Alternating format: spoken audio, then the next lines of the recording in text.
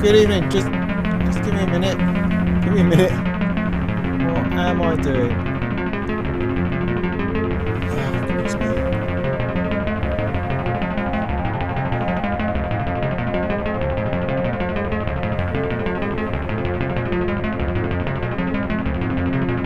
See, I don't want that. Hang on.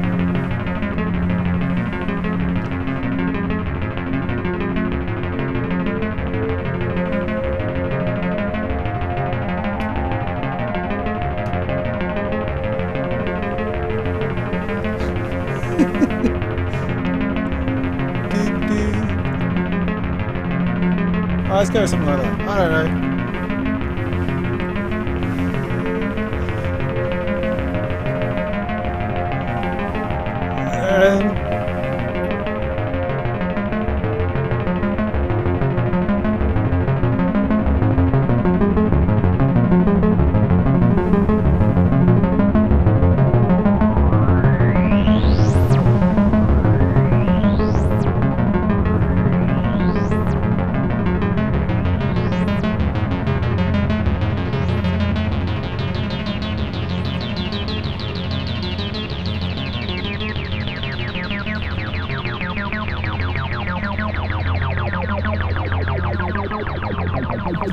Please let me know in the comments if you can hear this alright, that you think things are in focus, that's always helpful, and that you can hear both the music and my voice.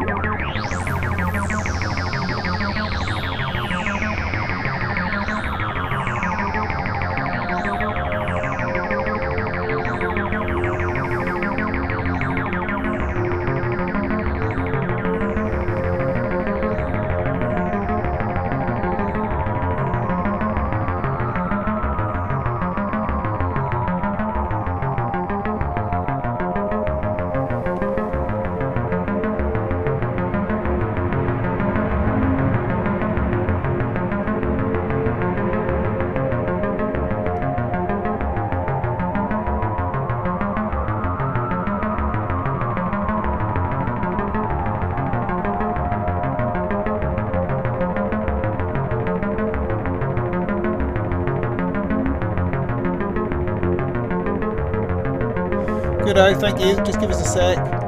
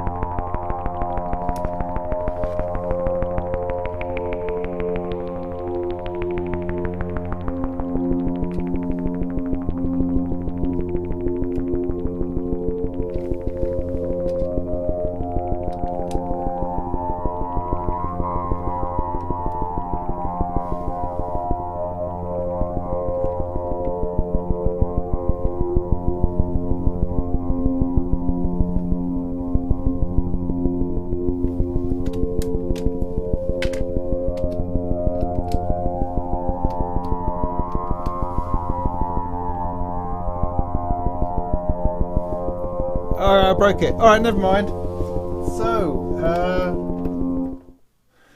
hello. Where are we? Oh, look, I'm 10 minutes in. I haven't said anything or said anything yet. I am sorry about that. Let me just get myself comfortable. Good evening. Hello.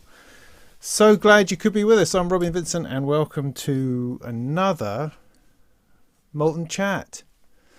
Another evening of chat. What's it about? Oh, I don't know. We're here to talk about synthesizers and gear and generally mess about a little bit, maybe make some music, assuming I haven't broken it. And, talk over new cool stuff that we've seen and talk about the big issues of the day, whatever they may be, or just chat and talk amongst ourselves. Let me see where we are. Sorry we weren't able to do this in my usual slot, which would have been last weekend, but I was away. I was camping, which was nice. Nice for me, lovely for me. And so I'm feeling a little bit sun-blasted, perhaps, from this last week. A bit steamed, I suppose, or roasted. One or the other. A bit scraggly around the edges, not particularly with it. Feeling a little bit out of the loop, but in a good way, because I haven't been monitoring the airwaves or scrolling through stuff. I've just been out in the sunshine getting burnt and eating terrible food cooked on a Trangia. So that's been my week. How's it been for you out there? It's good to see you. It's lovely for you to join me at such short notice as well. I wasn't sure whether I was going to do it or not, but it's like, oh yeah, what the heck, let's get together, man. Let's do it. What else could I possibly be doing on a Sunday evening? So yeah, here we are. Good evening. I still don't quite like this camera setup because, as I mentioned, I used this in my last one, is that the HDMI cable goes right across the screen, and I generally like to look at myself as I talk as if I'm talking to a mirror. For some reason, I find that comforting, and I can't do that because I can't see my face, and that's annoying. So I'm probably just going to have to keep on talking and imagine that it's still filming and happening and all that. But anyway, it doesn't matter. So here we are. So let me have a look in the chat, see who's about. Good evening, Andrew. Well done for being first in there. Ken, are you back yet with your beer? I'll just need to do that as well in a moment. So put that out of the way, just so I don't lean on it. There we go. That's a bit better. Color-coded shirt. I'm not sure that it is, but it's certainly not intentional. Thanks. It was a nice little sequence. I have to say, I am right in the middle of these things, of these. That's kind of what I've come back to do. So this week, I'm full on within a teenage engineering stuff. And why would be a good question. Why? Because it's been out a little while. Why would I be doing this? Well, it's a really good question that I wanted to address, because it seems to split opinion, the Pocket Operator Modular. There's people who go, oh wow, what a really cool thing, and other people go, oh, it's a bit of toy, innit? A bit rubbish, innit? It's overpriced, bit of crap. That doesn't seem to be anybody in between, really. It's a very love and hate Marmite kind of situation. And I mean, I've viewed it, I've watched it, I've seen it happen, and to me it seemed as if it never really quite got traction. It's almost as if they released it. It's almost like 2 years ago, I think. It wasn't last year's NAMM, might be in the NAMM before. I've been 2018 NAMM. I think I might have to look that up. Anyway, when it first arrived, but there just weren't any. There weren't any. A few special people got their hands on one, which is great. We heard a bit of information from them, but there was nothing. There didn't seem to be any to buy, and people seemed to be quite frustrated. And there were some, then there weren't some, and then there was, and then they seemed to struggle, and then it disappeared. Then there's a whole OP1 business going on, and they weren't sorting that out, and then they went out of stock, and it seemed to get a bit messy. Whereas now they seem to be arriving in big numbers. They've got proper distribution setups. You're not buying straight from Teenage Engineering anymore. You're buying from local distributors through shops. So it's become a much more available product. They also updated it. They changed the power supply in it. They've changed some of the screws and bits and pieces to make it easier to build. So I felt it was a good time to at least ask, would it be all right? Do you think you could send us one, and I'll do some videos, and I might do a write-up for it, that kind of thing. And so they decided, they'd give me a go, which I'm immensely grateful for to them. and it's given me an opportunity to give it a really good look, because I've also seen a lot of reviews online, and they're not reviews so much as just a few thoughts and a bit of a sound demo here and there, but not a huge amount, I have to say. And even from the big guys like DivKid and Cuckoo, who got their hands on one, it's been, I mean, I really enjoyed DivKid's video on it. I thought that was really great.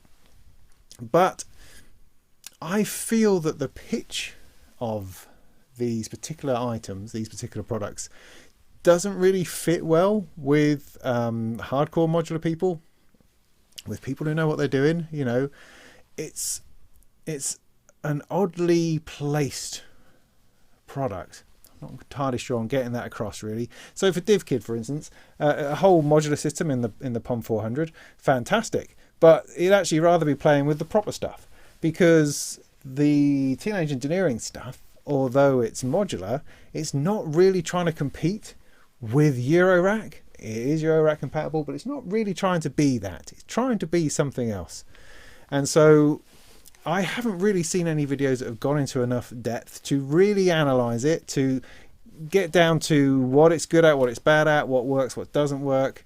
And I want to attempt to do that, because I think there's some genius in here as well as a bunch of flaws. But considering its price point and where it's aimed at, you know, on balance, I think it's a very interesting machine. This one and the 400, the yellow one behind me somewhere that I can't quite see.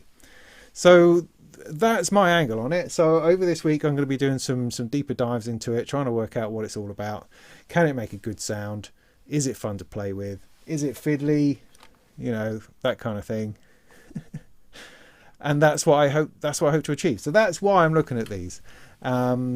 And my general first impression is that it's a shed load of fun. It's proper modular in signal flow, which is great, which is interesting and frustrating all at the same time.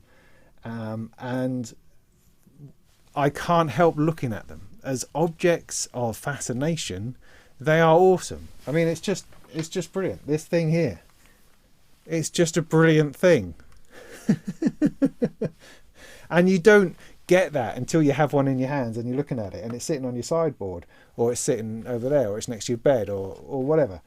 And it's just a delightful thing to behold. It really is. Differently to this is a very different, it's very, you know, serious, somber lights and things. This is joyful in a way that other modular systems aren't quite so instantly. So anyway, so that's my angle. That's where I'm coming from with that. But hopefully in a week or so, I'll have some proper videos up on that to give you the full idea of what I think about the 170 and the 400 and the little sequencer, which the little sequencer is, I think, as I'm gradually lifting the lid on it, it's quite phenomenal.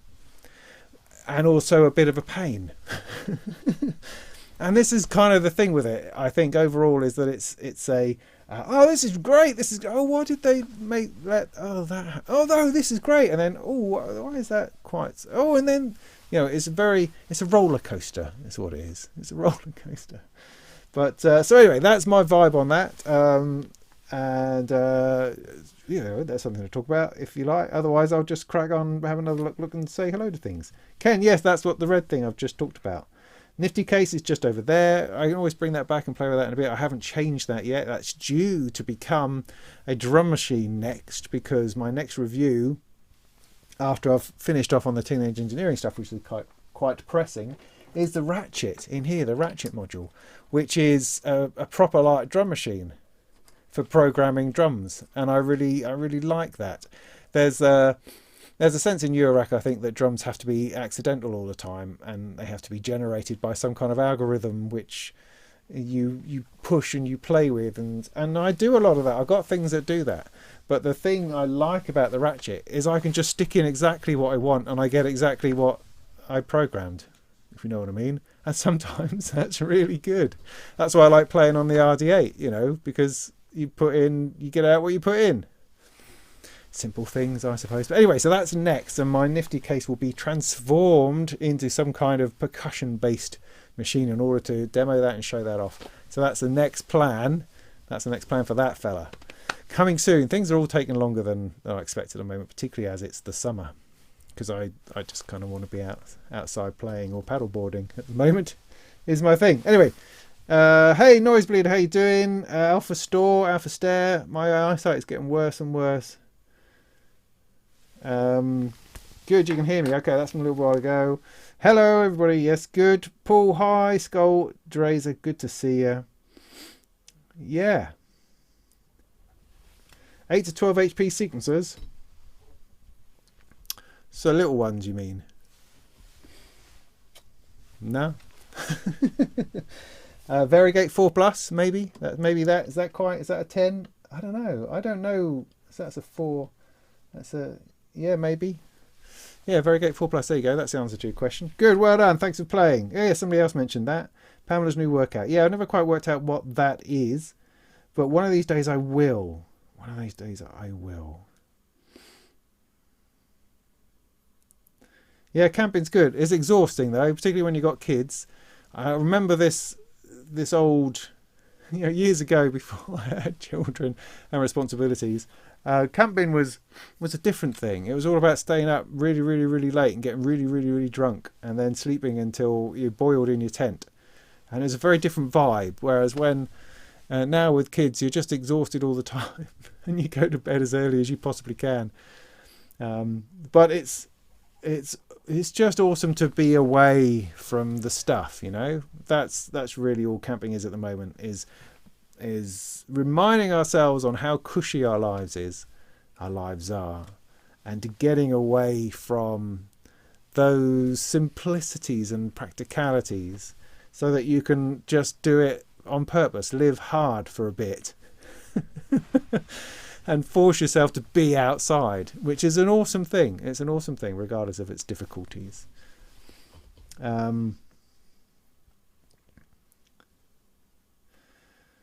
Lunchtime for Infinite Machinery. Where are you then?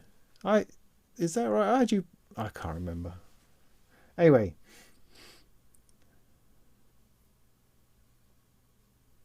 Yeah, no, we stayed in I haven't been to Scotland, so you can't blame me for any of that sort of rubbish. But the campsite we're in was a lovely little place called Cuckoo Fen, is in Cambridgeshire. The idea being, because everyone's camping at the moment, of course, but I only live 20 minutes from the beach in Norfolk, so everyone's going to the beach. So we thought, no, because we can do that every other day. That's fine. We do the beach. That's great. I've got a season ticket for for Cart Gap car park, and we head up there for 3 hours every other day and have a lovely time. So we didn't need the beach, so we decided to head inland into Cambridgeshire, into the fens, even flatter than Norfolk, of course, and it was great. We had this little campsite that had only just opened, brand new this year, with they picked the right old year for it, and it had been open a couple of days and we turned up, and it was lovely. There was like half a dozen of us there camped around in this green field, this lovely wood that was all very, very shady, trees all around, the sound of cattle going past, some eco-loos, or one eco-loo rather, between us all, and one shower. But it was fabulous. It was beautiful little place, really, really nice. So yeah, great, not crowded at all. And we took our rubbish home, largely because we couldn't work out the complicated recycling arrangements. So we kind of got embarrassed and just took all our stuff home with us. Anyway. Hi, DB Cisco, how you doing? Have I tried Roland Zenbeats? Yes, of course I have, Andrew Hall. Have I tried Roland Zenbeats? Yes. In fact, I did all the original reviews on Stagelight, which is what Zenbeats is. Or was. Yeah, no, Stagelight is what it was. It used to be OpenLab Stagelight. I did a lot of reviews of that, of the versions that came through. I did touch reviews on the Surface, reviews on bigger computers. Did the review for Sound on Sound, blah, blah, blah, blah.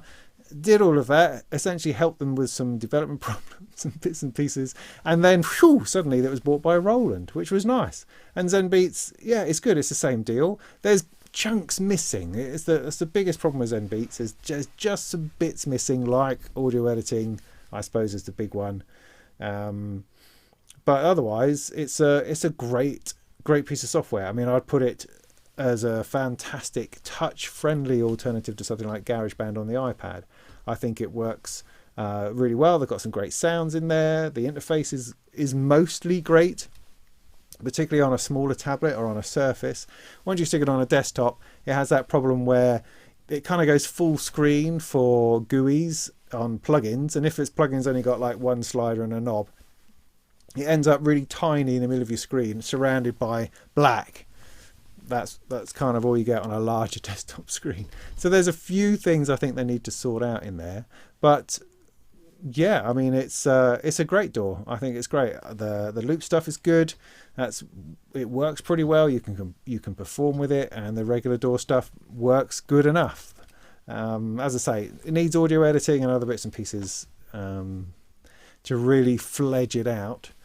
But otherwise, yeah, I like it. I think it was me that insisted that they get a mixer. Was that me? Yeah, it could have been. I don't quite remember now. But yeah, I like it. Got no complaints. Largely, no complaints. How's my back? Back is doing all right. I got myself a new chair, right? Because I threw the other one out, decided that that's a load of old rubbish, and so I got myself this one, which is very swish. Recommended. I saw I think a few guys, was it on the Geosynths podcast? I don't know, something like that I was watching where somebody recommended it, and I did a bit of research and found that it's a good, fantastic gaming chair for people with bad backs and has really sorted some people out. So I thought I would give it a girl. Give it a girl? I don't know what that means. Give it a whirl. And it's pretty good. It's going to be either that or I'm going to have one of those sort of kneeling chairs. It's funny because Loopop got in touch when I posted my videos about my back. If you haven't seen those, go and check out my Molten Motion videos all about back pain. Here's a whole other side thing I've got going on about back pain. Oh yes. So you mark my words, in 6 months time I'll be doing live stream back pain conversations because it will have outstripped the subscriber numbers for the synth stuff. Anyway, so Luke Pop got in touch and said that he had back trouble and he sorted it out by getting one of those seats that you sit on your knees. If you know what that means, sort of a wedge shape thing, I think, which is interesting. I had thought about that, but I kind of figured that I don't have great knees either, so I don't know if that's a good solution for me or not. But generally speaking, the back's doing okay. Thank you very much. I still got some pain. I'm not over it yet, but I'm working on it, working through it, and I'm functioning as best I can, which is pretty good. So any opinions on beer then? I've got two. I got the last of my Piston Head, which I've quite enjoyed. So the Piston Head Full Amber. So that one's on offer. Or I've got some new stuff in. I've got some Hazy Jane BrewDog. BrewDog is another one of those brands that people seem to love to hate for some reason. I can't work it out. I must have missed the memo or something. I quite like the look of the cans. Anyway, so let me know which one of those you'd like me to drink first. Soon, please. That'd be great. Oh, T.H. Wath says perhaps the Teenage Engineering stuff is a gateway drug to proper modular. Maybe it is. There's a bit of a disconnect, which I'm finding, that I think you can have the pocket operator stuff and not get anything else. I think that's totally possible. I think it could sit with an Electron. Oh, well, it's not MIDI though, is it? I mean, it could sit with other gear without you having to feel you have to go into buying a case and buying a power supply and all that rigmarole. It gives you the opportunity to have a modular synth in a compact form without having to do all that stuff. It's a bit like, dare I say, something like the Behringer 2600, the forthcoming 2600, which is a self-contained modular synthesizer. It's not semi-modular, the pocket operator stuff, so it's not, you can't say, just get a Neutron, just get a Crave, just get a Mother 32. Well, of course you can, but it's not the same. It's not the same. So it has its own thing, and I think it can exist. I think it exists very well by itself. Don't know. Anyway, so that's a thought. Anyway, that's a thought.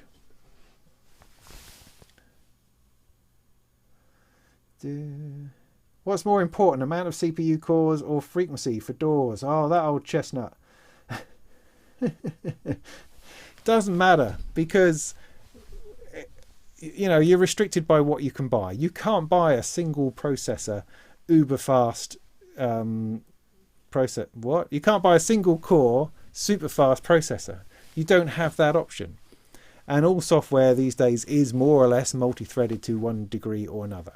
If you had a choice between a 4 gig quad processor and a 3 gig hex processor, which would you get?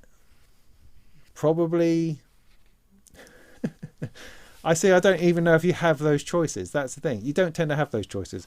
In every generation of... I speak about Intel mostly because that's the stuff I'm most familiar with. Sure, fill your boots with AMD. That's fine. Just don't ask me to say something about it. But from an Intel point of view, you've got... It's kind of a sliding... It's a simple sliding scale. You spend more money, you get more power. Whether... it will work better as less cores, faster processor than more cores, slower processor. You don't, like I say, you don't really get to make that decision because that's not really what you have. You have your 8 core, your 10 core, your 12 core, and it goes up in processor speed at the same time. So it doesn't make any sense to buy less cores for a similar speed. If that makes sense. Doesn't really make any sense to do that. Your easiest way, rather than agonizing over, oh my god, I don't know whether I should get the dual core or the quad core because that's like 0.4 of a gigahertz faster than the, oh my goodness, is just buy the best one you can afford and it will be great. Just go with that. Otherwise you're going to tie yourself in knots and you're not going to get yourself anywhere, is my advice on processors. Most things can cope with multiple threads these days. If you've upgraded 6 months after your last machine, then that's the sort of time you want to worry about it. But normally speaking, we're upgrading 5 years down the line, and anything you buy 5 years later is going to be heads and shoulders above what you had previously. There you go, Diego. Does that answer your question? Action Man, yes, because it doesn't matter.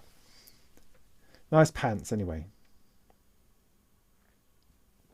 Bit of a vanity item. Yeah, maybe. It looks great, but then that's gear, man. I mean, it's all vanity, isn't it? These aren't... I know people like to say, oh no, these are tools. These are tools of my musical trade. Yeah. So why have you got a really expensive bass guitar hanging on the wall that just looks gorgeous? Because it looks gorgeous. Why would you buy something like... Would you buy something like this because it looks gorgeous? I'm pointing at the teenage engineering thing. Yeah, of course you would. Because it looks gorgeous. Yeah. So, totally. You get a no coast before, yeah, I would too, but it's a different thing. Again, the no coast is semi-modular, and it is aimed at different things. I would not be sitting there going, shall I buy the 170 or the no coast? Well, it's a completely different machine, so I don't think that's a decision one has to make. Perhaps the advantage with the 400, if you're making that the comparison, is that's got 3 oscillators. That's a bit more weighty in it, but don't know. Maybe have a play on the 400 in a little while. Should we do that? We could do.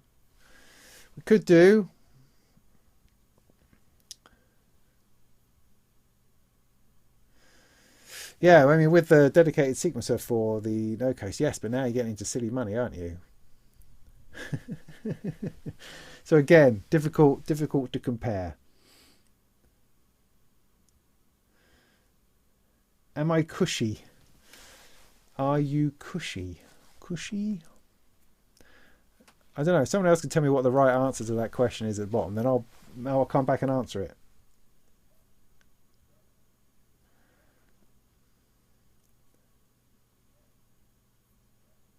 How do you not get caught using the dark web? Somebody says, yeah, don't use it. I get this question about virus software on computers, on services, on laptops, things like that. Should we use antivirus software? Surely we're going to need more than just Windows Defender. It's like, yeah, if you go to really dodgy places and download dodgy software from dodgy places, then yeah, you're going to need something more than Windows Defender. But if you're trying to run a studio, or if you care about your music and your system and your files, don't go to dodgy places, and then you won't need lots of really intrusive and performance killing antivirus software. Honestly, if you're just surfing in normal places, whatever, you start off right by putting some filters. If you've got a family like I have, I run my entire internet connection through OpenDNS, which allows me to stick on content filters, so that there's actually no chance of wandering off into dodgy places to download crap. So do that. Anyway, that's by the by. There's new native instrument Maschine software coming, apparently. Well, that's interesting. I haven't looked at that for ages, because I've got under here, right? Oh, spiders. Cool, blimey. I've only been away a week. That's disgusting. Okay, so I've got in here this wonderful little micro machine here. Now, sadly, when I first got it, I kind of bricked it, like, really quickly by updating the firmware. It completely killed it. And to my knowledge, they've not been able to release a fix for Windows. The only way to fix it is to update the firmware on a Mac. I don't have a Mac. So I've had this for like 2 years and I can't use it because I can't update it. It's kind of ridiculous. But the Maschine software, I've always liked it a great deal. I think it's got a lot going for it, and it doesn't quite do enough, I find, but it's really great. I've enjoyed using it a lot, so I'll be very interested to see a new version of that come along, because there's no reason why NI can't do their own DAW, really. They should be able to do that by now if they wanted, and Maschine has that capability. Has anyone chosen a beer yet? Drink both. Great. Yes, it is a Forbidden Planet poster, yes. Who makes the chair? Oh, Matt, hi. It's hang on. Secretlab. There you go. Can you see that? Secretlab. See, it's got Secretlab written all over it, and I just dislike that kind of, stuff. So I've turned my pillow back to front, so I can stick that over the top. Secretlab. Ugh. And I got the cloth one rather than the leather one. I can't be doing with leather and all that sticky squeaking about. But it feels, I have to say, all right, the chair review is that it feels really nice. It can be lovely and upright, so I can sit all the way back in it and feel completely supported. And the armrests are very movable, move in and out and about the place, so I can sit here, and I've found a position where I can type, where I've actually got it feels like I've got no energy going into sitting upright. I can just kind of sit and I can type, and I can use the mouse, and it's feeling pretty good. It's different. Everything, a new chair always feels different for a bit, but it's working. I'm giving it a go. So it seemed like a worthwhile thing to do, doesn't it? Rather than giving company money away to the tax office, I'm going to spend it on better ergonomic chairs. That's definitely a worthwhile thing. Oh, Matt, also, I'm right. I've got to book 3 in Dune, I think, for the first time since I was 14. I've tried to read that book a number of times, but that's what I read over camping, which is fantastic. So I am itching to play the Dune game again now. But yeah, it's the first time. Every time I've tried to read the book, I've got through so far, and then I just seem to have wandered off going, I don't really know what this is about.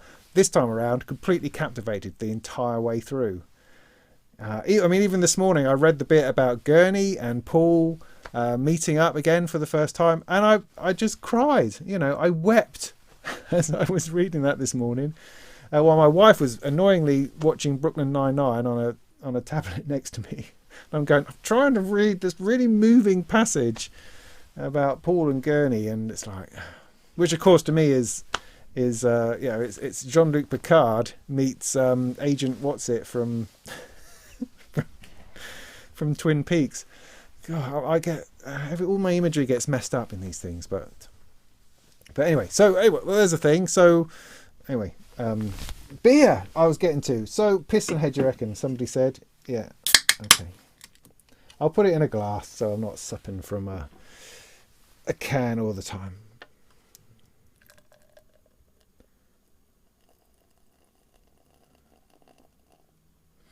So yeah, if you need one of those back pain chair things, then come onto my Molten Motion channel, right? Molten Motion. Oh dear, I don't. Dear, this is a disaster. So yeah, right. So I've started this this back pain channel, okay, called Molten Motion, and the idea is I'm going to be reviewing back pain stuff, exercises, flexibilities, while I'm doing them in order to improve my back, because I've got to do it anyway. I've got to do it. I've got to improve my back, and so I thought, sod it, I will put together little video reviews of these things as I go. I've only just started. I've only just opened the channel. I've got 9 subscribers, so I'm feeling awesome about that. So if you go and have a look, find it. There's probably a link somewhere. And if you've had a problem with your back, then maybe it can be helpful, because it looks like everybody has. Oh dear, I made a right pig's ear out of that. I am no barman, that's for sure. I've got goo everywhere. So, what was I saying? Hazy Jane Foot. Oh, it's too late for that now, isn't it? God, anyway. Yeah, Homer Simpson beer helmets.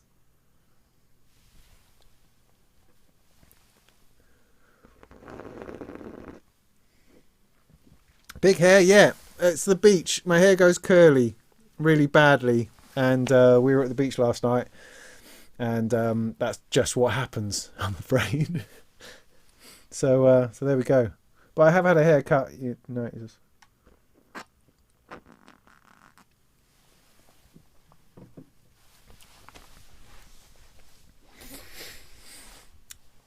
I've never been that much into the taste of beer particularly. I mean, that's why I enjoy sort of the IPA side of things, these sort of craft beers, is because they actually taste quite nice. I mean, for most of my my drinking years, like my 20s, I suppose, I was heavy into your real ales and your dark beers and your bitters and bits and pieces like that. And I don't know why. I don't know why, because it wasn't very nice. So the idea of drinking non-alcoholic beer to me just doesn't seem to make any sense, because that's the good bit about the beer is being taken out. Because it's not just the taste. Not particularly into beer flavoured stuff.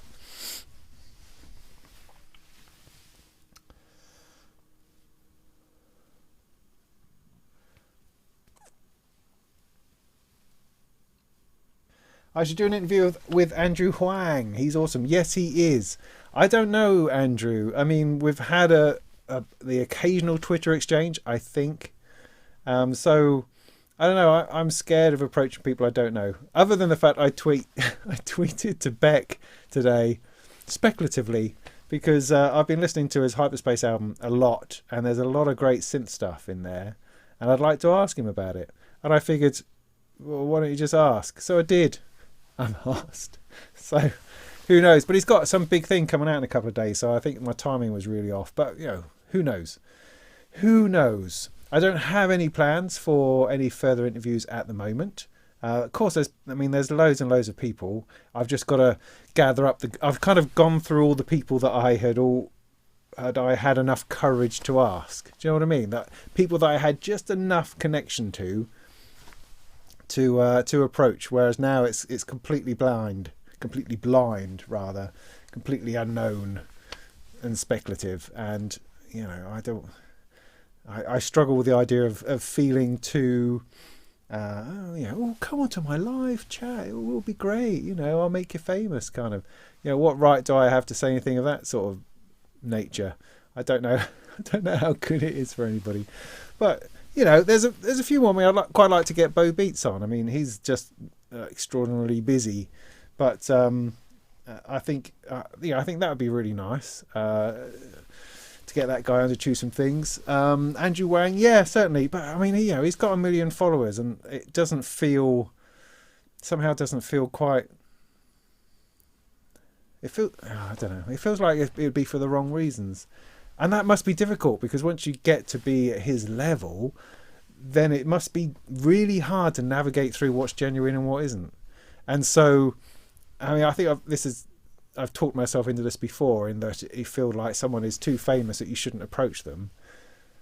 because it sounds like you're trying to get something out of them. Do you know what I mean? Whereas the flip side of that is that therefore all the people who they'd like to talk to because they have half a brain and feel quite humble about things aren't approaching them because they think that they'd be getting... Do you see what I mean? So they only ever get to talk to people who are trying to get stuff out of them, because the people who are not trying to get stuff out of them don't approach them because they think that they might think they'll be getting stuff out of them.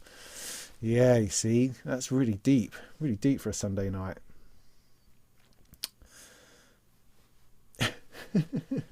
But if you have any suggestions of other people, or if you know someone, then tell them to get in touch, you know. I mean, I had some guy in the comments asking about, on another video, asking, do I know any house producers?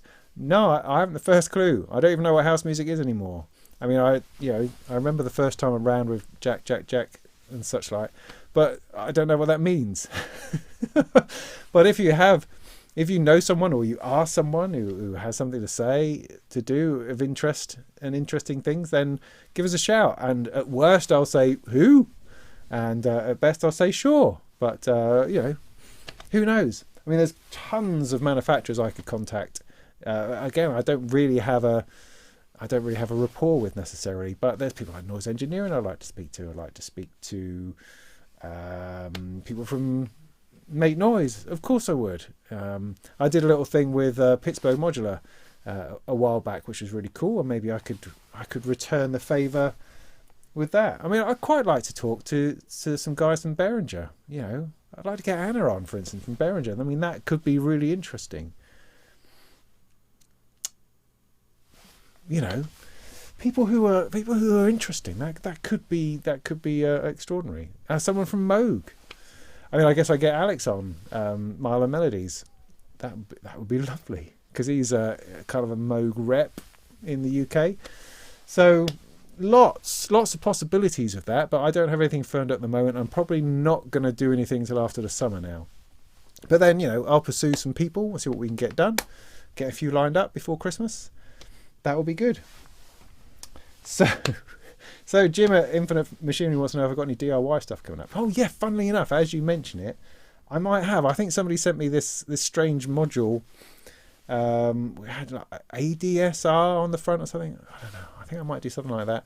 I also might finish the Deckard's Dream, because I've got a whole load of oscillator chips to plug in there that came from Infinite Machinery, funnily enough. And so I've really got to try those out. Got to get that finished. That's quite important. The state of play, as I say, I'm doing the pocket operator stuff at the moment, which is it's got in the way of my normal schedule. I had some other things to do, but this is kind of made itself important right now for various deadline type reasons. So I've got that to do. I then got the per call from Befacco, because I need to put that together so I can adequately review the ratchet, which is the thing that's happening after that. So once those things are done, I'm then going to crack on with the Deckard's Dream. Except I bought a Surface, didn't I? I bought a Qubit like my Bloom here. I bought a Surface, and that's turning up shortly. So I'm going to have a play with that somewhere in the middle. Which also reminds me that I'm considering, I think I've decided pretty much, that if the Surface is good, I'm going to give away my 2HP pluck, which is over here. 2HP pluck.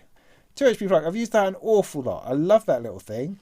It has a beautiful sound, 4-voice polyphony of struck strings or damp strings, and I've used it an awful lot. It's also a little bit fiddly because it's 2HP, and the idea is that the Qubit Surface is going to completely replace that in my rack. And so I'm going to give it away. I'm not really going to give it away. No, I sort of am. I'm going to give it away to a patron. I'm going to stick a post on Patreon. And it's anyone who comments on that post. So you have to become a patron in order to comment on it, which means you have to give me at least $1. Then it'll go into a hat and I'll draw you out, and someone can have it. I thought that might be nice. So do that. Look out for it. I'm not going to do that until I have the Surface, and then can make the final decision on that. But I think that might be a nice thing to do. So let's do that. So join us on Patreon. What is Patreon? It's just a place where you can sponsor people like myself to do videos and channels. Usually you can sign on for like $1 a month. So think if you could if you could like tip me $20, maybe $30 over a year, over an entire year. Can you imagine if you were to see that as buying an album, or buy me a couple of beers, or take me out for a meal or something over a whole year, just a couple of dollars a month? You know, that's the idea of that, really. And it's brilliant because if enough people get involved, it allows me, frees me up to acquire gear to do videos on, and gives me time to do videos, things like that. It's fantastic. So do consider it. Do consider it. So yeah.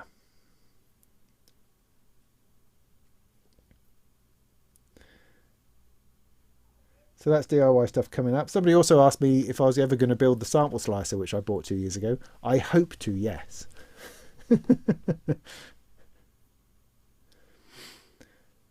Yeah, modular while meditating.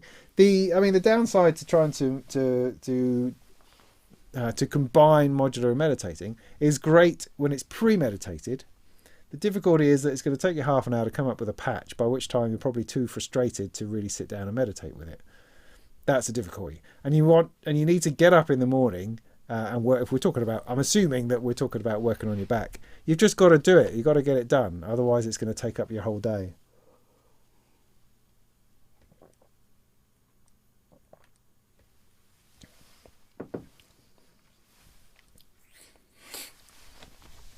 Okay, there's a question. Would you use the Korg NTS-1 just for noodling? Or would you put it to better use, like making a tune in a DAW? Well, the Korg NTS-1, because it's keyboard, the keyboard on the front is rubbish. You know, it's a little tiny touch plate keyboard, which is not a joyful thing. It does have an arpeggiator, so if you just want to play with the interesting sounds and the oscillators and the filters, you can set an arp going and twiddle away and play, and for that it's very absorbing, it's very fun, very interesting, but it's not gonna write you a tune. It's just a matter of just playing with sound, I suppose. Does it have a good enough sound itself to use outside of that? I don't know. To some degree it has a plug-in quality to it. So you've probably got plugins which sound every bit as good and are probably easier to manipulate. But on its own, as an object, having fun with, yeah, it's really good. I've used it recently as an effects processor, particularly with the Pocket Operator, because the Pocket Operators don't have any effects. So I can add reverb and delay or modulation, which you can't do with some effects boxes. You only can do one thing at a time. And for that, it's great. It's a great box to have for that. So it's a useful box to have around, I have to say. If it's the only thing you've got, it's great. You can absolutely make a bit of a synth out of it. And with the possibility of other oscillators as well, it does make it an interesting sound source. So yeah, does that? I don't know if that answers the question.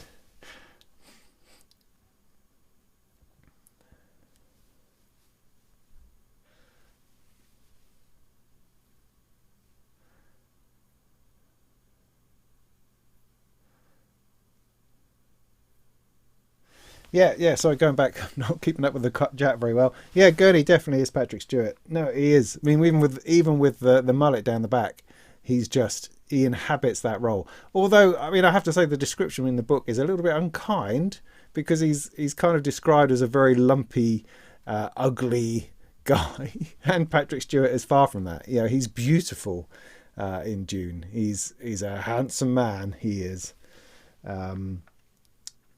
In that movie. Anyway, I've skipped. Oh yeah, did that. What's that? And he did that. Meditation.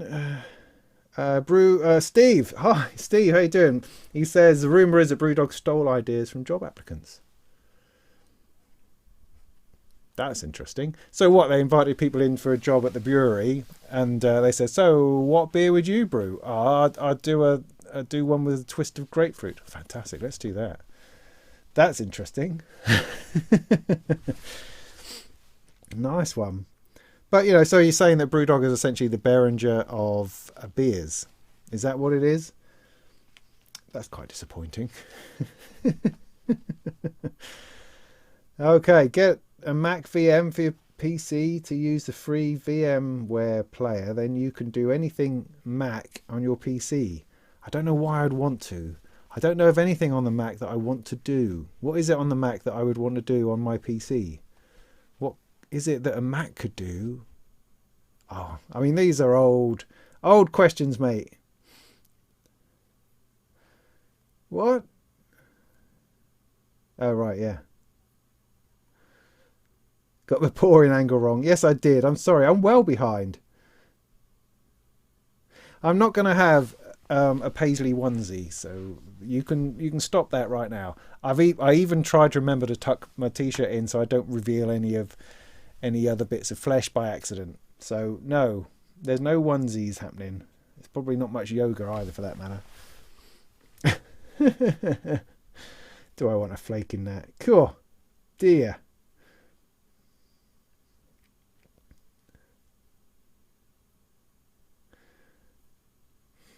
Much improved camera mic. Well, no, funny enough, for my live streams, I use this. Oh no, this thing here. Oh, AKG C3000. I've had this for donkeys. I've had this for 30 years, 20 years, 20 years. Sorry, lump. So I tend to use that for live streams just because I get tied up with the tie clip thing and it all gets a bit nasty. So yeah, that's generally what I use for that. For regular video making, I do all the audio on this thing here, on this lumpy H4n Pro. So I just sit that around and I talk and it picks up most of the stuff I don't have to worry about. And it's so far superior to a Lavalier mic any day of the week and less cumbersome than a dynamic mic, than a condenser mic rather. So yeah, that's how that works. And I have to say that I recently moved to not Resolume, that's something else. I recently moved to Resolve, DaVinci Resolve from Sony Vegas. And one of the awesome things about it has some awesome things, some less awesome things, but one of the awesome things is that you can auto sync video to audio. So I'm taking in audio and video from the camera, and I can take the audio track from the recorder and just go put those two together, and it completely does. It lines it up itself through waveform analysis and just replaces the camera audio with that audio, so I no longer have an extra track to edit, which I do in Vegas because it has no ability to do any of that. Saves me years of time. Years of time it does. Are you going to review Studio One 5 and the Apt Mini Mark III? Don't know what the Apt Mini Mark III is. Do I? No, I don't think. Studio One 5, yes, I've already written my review for Sound on Sound magazine. Should be out next issue, I believe. So yeah, I've done a full review of that. I've even done the first workshop on it as well for Sound on Sound magazine. So yes, I've done Studio One 5. Once that review is out in print, then I might do a video on it. But I had obligation to Sound on Sound first, so I'll let that come out. If you want to know my 10-second review of it, yeah, I mean, more good stuff. I think they missed a trick with the show page. I think they really did. I think it's good, but I think they missed a trick, and the score is not as exciting as anyone thought it might be. So there you go. And I don't think they actually know what MPE is. But there we go.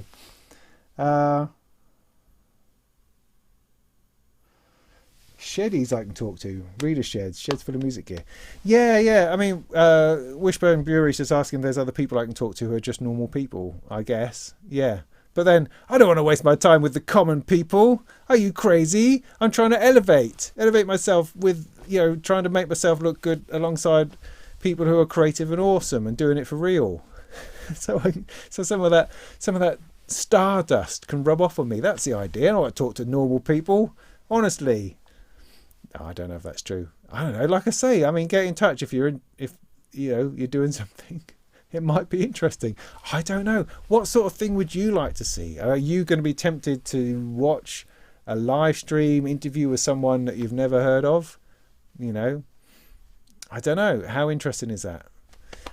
Is manufacturers more interesting than sort of personalities or people? I mean, I've had quite a few performers because that's interested me on my on my chats. But maybe our manufacturers more interesting. I mean, manufacturers aren't always good talkers necessarily. Not good at talking about things generally. I don't know. I've been quite happy with the guests I have had on. You know, I think I made some good choices. Good choices. But there's always plenty more. Always plenty more.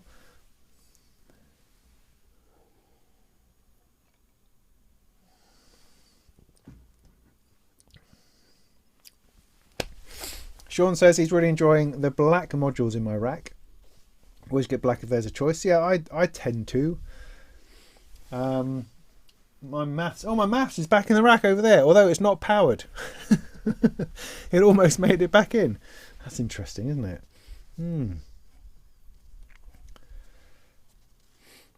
In my older How to Make a Music Production PC, you said you were familiar with Intel CPUs, and I've been meaning to know what the current landscape of AMD taking over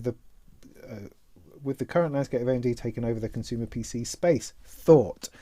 Brent, a good question. It's not an older music production PC video. It's only 9 months old, I think.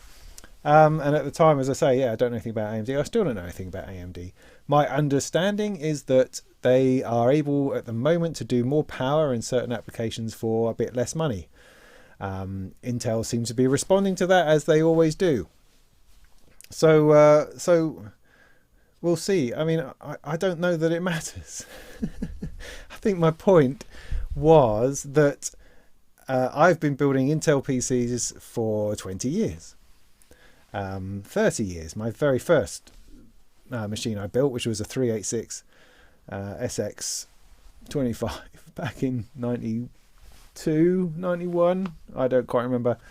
No, that would have been, yeah, no, something like that. Anyway,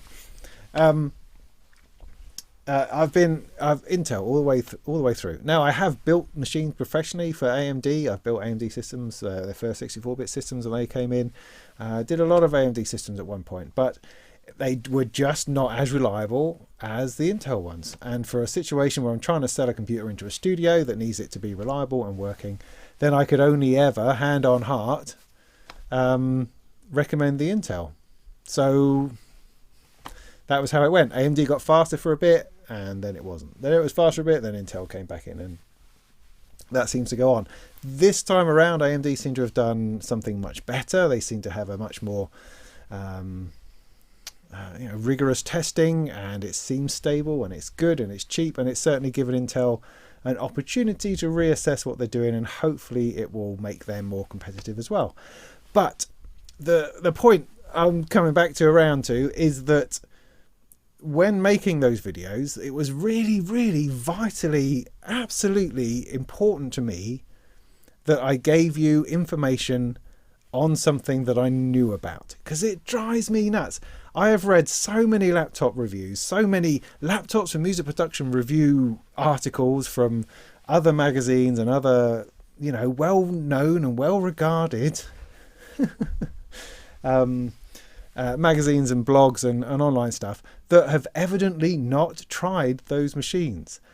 So many reviews of people just going through the specs and saying, oh, this would be great, it'll do this, it'll do that, and you need this, and look, it's got that sort of hard drive, that's not as good as this one, without actually any experience of that technology whatsoever. And so when I put together my Making Music PC thing, I wanted to pour into it all of my experience from my 20-30 years of building computers. And because of that, I didn't want to bullshit anybody. I'm not going to sit there and say, oh yeah, AMD, right, get this one and this one and put those two together because they're going to work brilliantly, because I hadn't done that. Therefore, I had absolutely no basis to say whether that would work or not. I could speculate, I could give it an idea. I go, oh yeah, that's going to work, and it probably will, and that's fine. But for my video about building music PCs, I had to say, this is what I've done. I know this works because I've used these power supplies and I know they're flipping awesome. I've used these motherboards and I know that they're as stable as stable things. I know these CPUs because I've used them and I know how that works. So that is why I based it on Intel, because I could back up exactly what I was saying, because I knew that it would work and would not give you any trouble. That's why. So AMD, I've not used it. I'm not ever going to build an AMD system, I don't imagine. So I have really nothing to contribute to that question. So if you want to follow my advice is Intel, because it's not Intel's dead, Intel's gone bust. No, they're still very much there, still much producing high quality, stable computer systems. You might pay a few dollars more than the equivalent AMD one, but then swings and roundabouts, isn't it? What do you need? Is cost the most important thing? You know, I can't stand those processors, the AMD processors with all the pins on. That's just, you know, that's so last millennium, that is, to have pins on your processor, because it's so dangerous. It's so calamitous. So much potential for making that a complete disaster. So yeah, no, I don't. It does not thrill me. So there you go. There you go. That's AMD versus Intel for you. Next.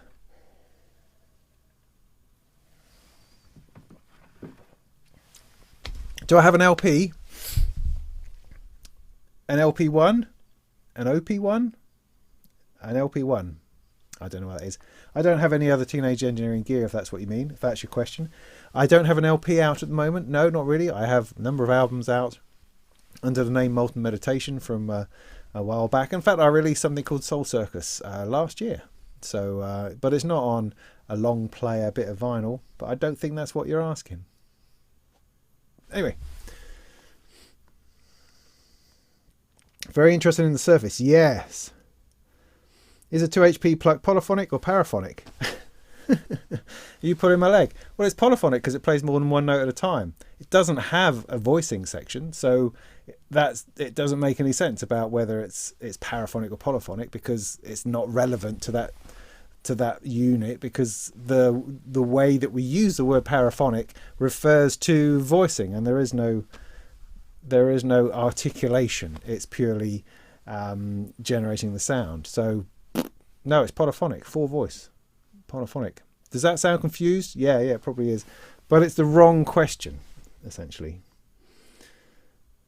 Do boo boo boo.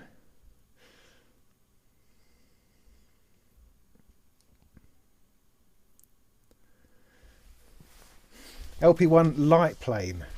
See, that's not made any more sense to me. What's a light plane? Light plane.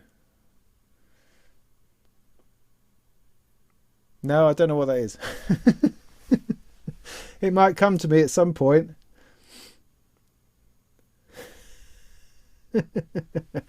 And yeah, Simon the Magpie, thank you. Yes, it's just me talking to myself. I mean, I can't even see myself because of the way the cable stretches out, you know. I've been into that before. So yeah, I'm just sitting there talking, really. I mean, I could be talking to anybody about anything, but I'm trying to be prompted by the community, which is exciting, I think. You know, so let's keep at that. Let's keep at that. Right, keep at it. What was I doing? I've lost my thread. Light plane. See, it rings a bell. I just can't think what that is. Yeah, I am 15 minutes behind the chat because I get talking about something and then it all just disappears up. Da, da, da, da, da, da. Same thing for a while. What?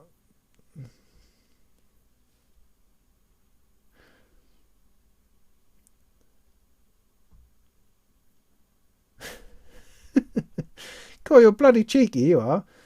Expert Sleepers. Yeah, Oz from Expert Sleepers. He's a good talker. Yeah, maybe. Again, I've seen him at shows and stuff, but I've not really had a conversation with him particularly. But then, you know, I have a love-hate relationship with the Disting, so I don't know. Would that be awkward?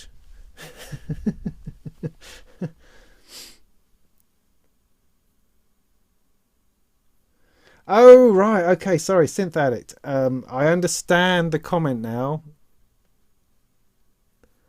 Something tells me that wouldn't work.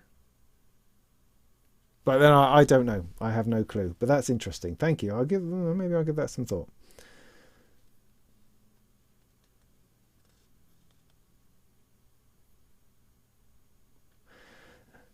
Magpie, right? I'd just like to talk about stuff. I like to give a thorough answer to things.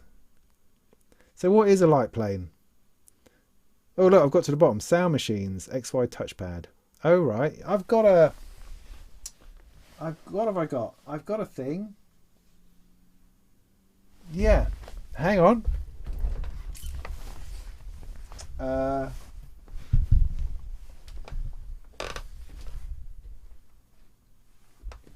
had a thing. I did have a thing. Where did it go?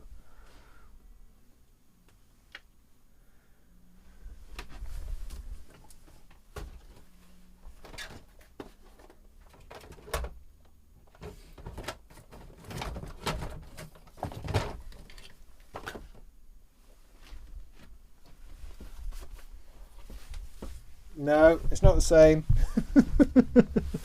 I got this. It's a Sound Machines LS1 light strip. That's not a light plane. It's a light strip. Is that? That's not it then, is it? Oh, well, anyway, that's going to go on the shelf a bit. Oh heck, it's a useful little thing. You can, it's a CV generator, and you can create. You sort of move your finger up and down. It creates control voltage, and you can record and go blip, blip, blip, blip, and it will do it forever. So it's a useful little thing. I had it in with my Mother 32 for a good while in the little rack I've got with that, which currently I've got the Voltage Lab in, which is criminally underused at the moment. Ow. Is the DFAM worth getting? I've no idea. A lot of people ask about the DFAM, and I've no idea. I had someone who was raving about that. Oh, Anna Martinova, the Dolpadosha, she was raving about the DFAM on the live stream last week, and or the week before last. She uses it as a kick drum, as an enormous kick drum. And of course, Marla Melodies is always going on about it. There's a lot of people really like the DFAM. It seems to me to be an awfully wide module for creating one sort of sound. That's ridiculous, because we like synths, and that's what a synth is. A synth is an enormously wide module for creating one sound. So yeah, I mean, but it appears to be an entire sort of drum machine, and that's not really something that I'm necessarily looking for at the moment. I'm looking for potential drum modules, sounds, not potentially a machine. But from everyone that I've heard who has one or has used one, really, really loves it. So I think it's an awesome thing to consider. Definitely. The LP1 is a bigger recordable XY module. I see. So the answer to the question is no. But I've got something similar.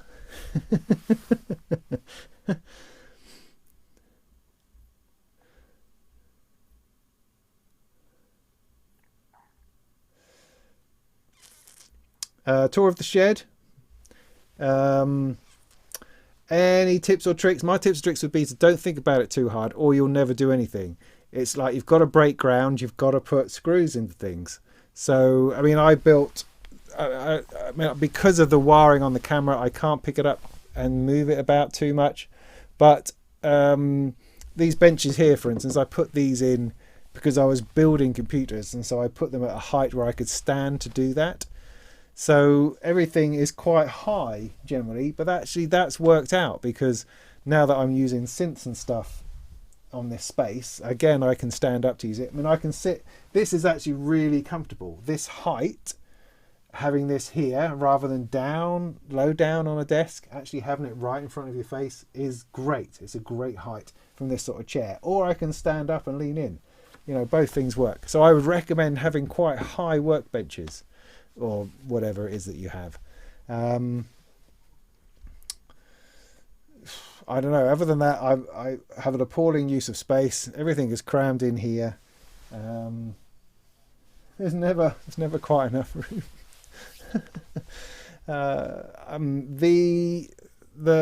Some good stands is helpful. I've got a couple of stands that I like. The jam stand, which is one that sits flat and then comes up over the top, that lets me do things. And also these little low-key stands, these ones are really good for making things sit up, and they're modular. You can make them into all sorts of shapes and stuff, and they're really good, as I say, for making things like this, which would be flat on the desk, sort of sit up proud. and that I think is really cool. Otherwise, you're going to be cold in a shed. It will get cold. If you're able to put in some kind of insulation in the walls, do it, because I haven't been able to do that, and the idea of putting in a second skin fills me with absolute horror. I'd have to take everything out, and that's terrible. So no, I just burn electricity by running a heater. But I put stuff in the ceiling. I've got this white stuff. You see that?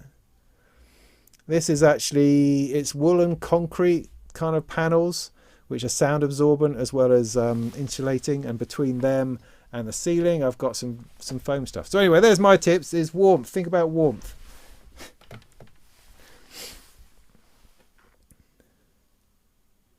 I don't understand the platform desk by output.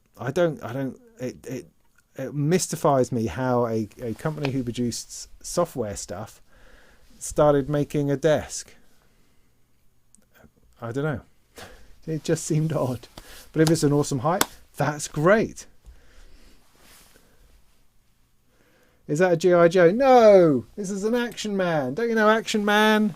Action Man. This is the real deal, I think. G.I. Joe. Bloody Americans. Yeehaw. No, it's a guy. You can tell by the scar on his cheek. This is a replica of me that I had done, which is rather nice. Anyway, I'm using that in my... Have I told you about my bad back videos? Do you know I've only got 9 subscribers? Anyway.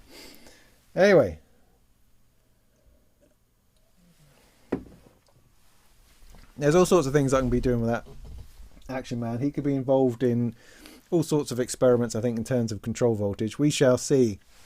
I mean, you see all that stuff that, Magpie does, as well as Sam Battle, where he takes little dolls and does hideous bits of electronic engineering to them to make them make noises. Maybe there's something I could be doing in the Action Man vibe. Maybe with a bit of Barbie thrown in. Could get nasty. Maybe. Do I know Unfa? No, I've no idea who that is. Sorry. Yeah, just build a bigger shed around it. That's not a bad idea. See, that's thinking, that is. No, don't need a heater right now. I would say I've got a fan, but I don't, because that's up in my bedroom.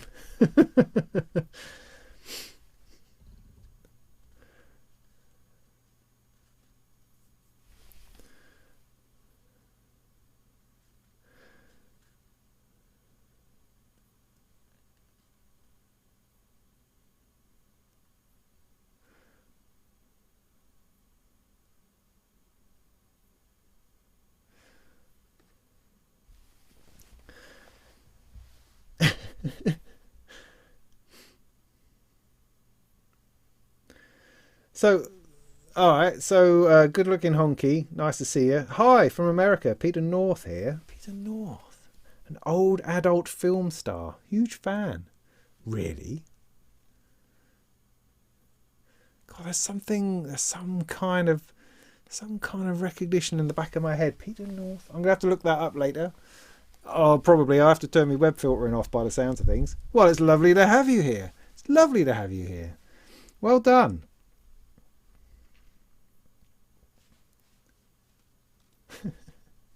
What? Anyway, so what do you want to talk about? How long have we been on? Oh, God, it's already been over an hour. Gee whiz, I'm going to finish this pint thing. It's really hot in here. It's not a pint, is it? It's a can or something. So, I mean, what do you want? We could, for example, we could chat about the releases in the last Molten Monthly. Trying to think if there's anything in there that was really stand out awesome.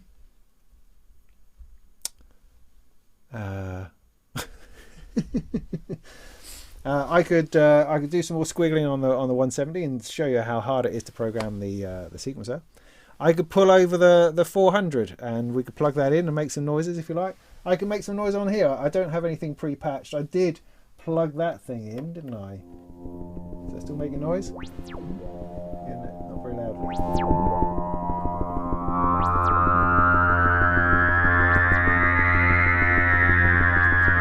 I could do a bit of that. Or we could talk about something else. Oh no, give me a couple of ideas, and we'll do that. Musical influences.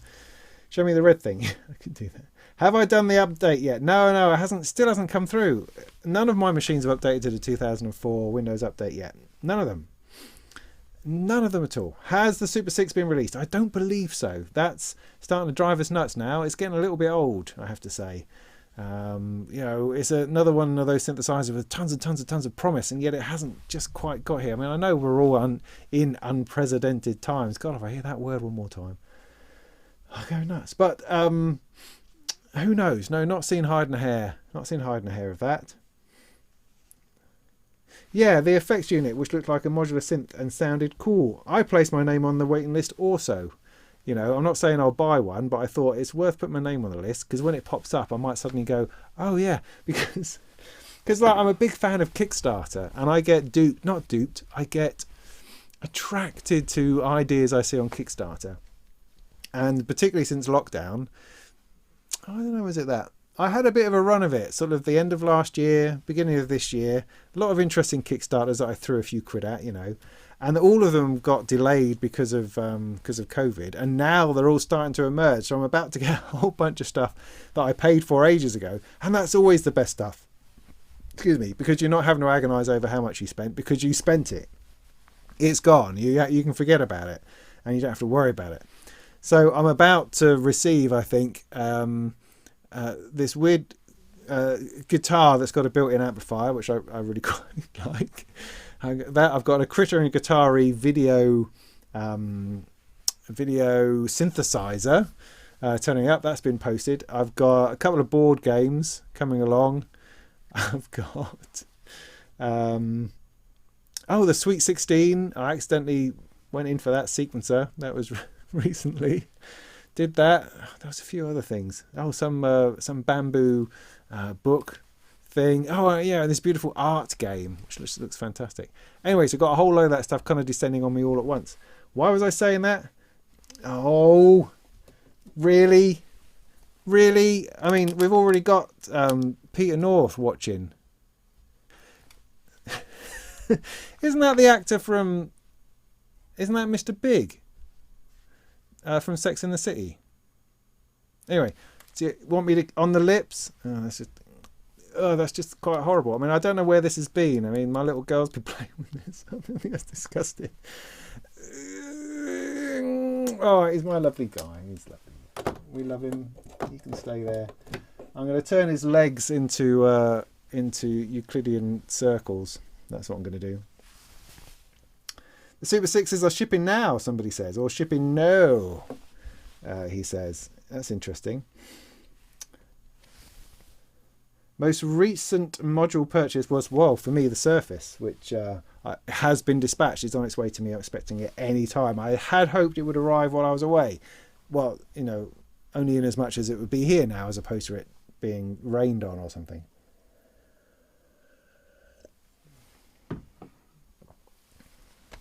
Musical influences, Jimmy said.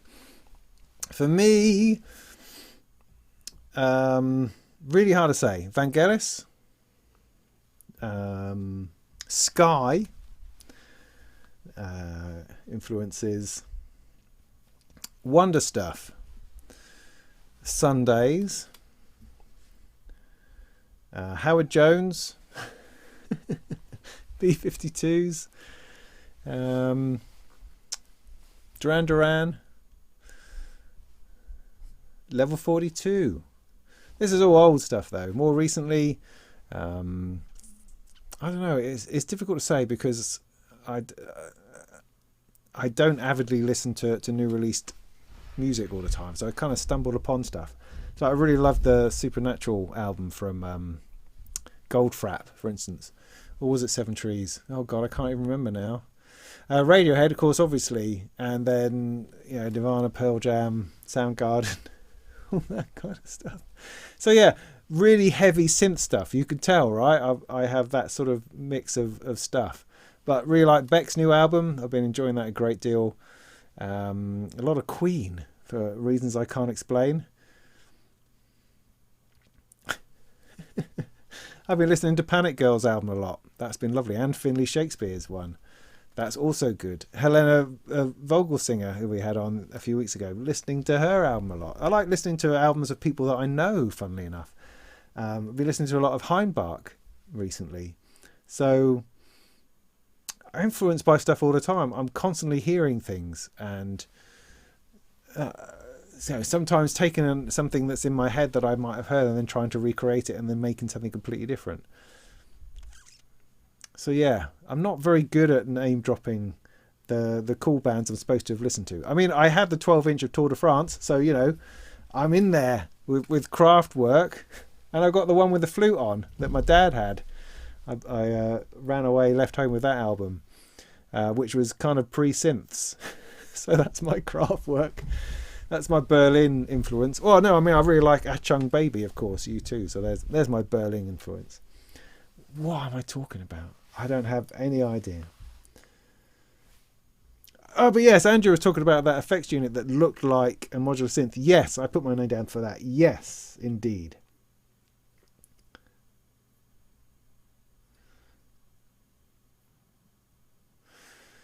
Terry Scott, do you mean as in my brother, Terry Scott? From Terry and Dune. Is that who you mean? Fantastic.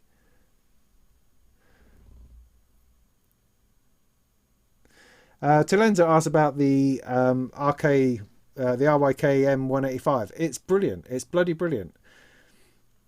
Yeah, it is. Is it going to go into my workflow? I have no clue what my workflow is. But I've got it in that case over there for a little bit of time with 2 oscillators, having a wonderful time with it. But I'm going to pull all that apart shortly to replace it with the percussion thing. So it's going to have to work its way into here. So I'm going to have to pull out some other stuff that I'm not really using. Probably the random rhythm. I don't know. I'd really love to have a workflow. I'm too busy pulling things apart to really come up with one. Or ultimately, I'm going to need another row. That's the realist. That's the real answer, isn't it? I'm going to have to rethink this whole thing, take these things out and put... I mean, somebody said about how they used another one of these on top upside down, so you get this kind of arrangement. Maybe I could do that and double up the entire space. Or maybe that would just be completely nuts. Probably. I've got to find room, right, to stick the Descartes' Dream.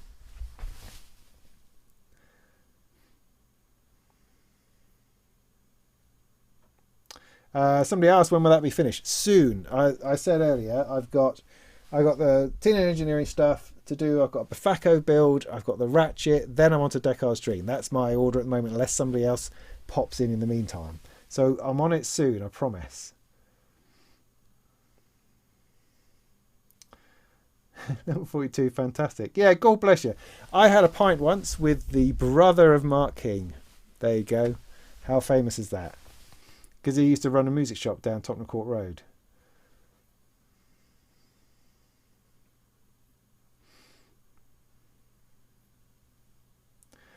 No, I don't know what sec 59 sec is either. Could be anything.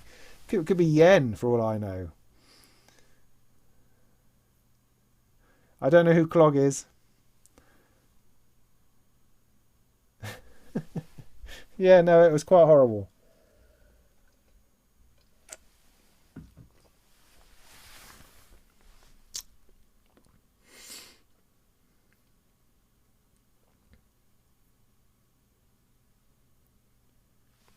Yeah, Sky is really weird, right? Because I'm trying, vague memories now. But I was completely obsessed with the Toccata. Was it the Toccata that Sky did on Sky 2? I think it was. I could play it on piano and everything, and I was completely mesmerised by that. I must have been under 12. It was before I actually had any self-realisation about what it was to be a young person, and I was too busy being weird and nerdy and into weird music. It's like one of my first records, right, was big war movie themes, because I loved the theme to Dam Busters and Battle of Britain and The Great Escape, and I would listen to that. I mean, what? And so I moved from that into the Vangelis China album, which my dad had, which I just loved. I loved the first, well, at least the first couple of tracks I would listen to over and over again. Totally blown away by that. And surrounding that was also Sky, as I say, Sky too. I mean, Herbie Flowers on that bass guitar, but also playing the tuba on whatever track that one was. Fantastic.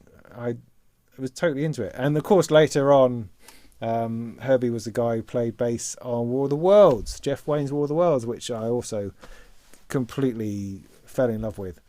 So those were my early influences, I suppose. But then Level 42, when I started getting into actual music, it was my older brother was into Level 42, and so that I got into that through osmosis, really. At the same time of being into the pop music at the time, so your Cure and your Depeche Mode and Mark Almond and that kind of stuff. I liked to dance. I remember discos in Swaffham in the youth centre where you would get they would always play the full 12-inch version of I can't remember what it's called, Blue Monday, which was great. So yeah, anyway, Sky, very interesting. I haven't listened to it for decades, so I've no idea whether I'd like it now. But yeah, cool. I'd also listen to sound effects records. I had BBC sound effects records, and I would listen to them. I'd sit there with headphones on and listening to zaps and bleeps and stuff. Oh dear.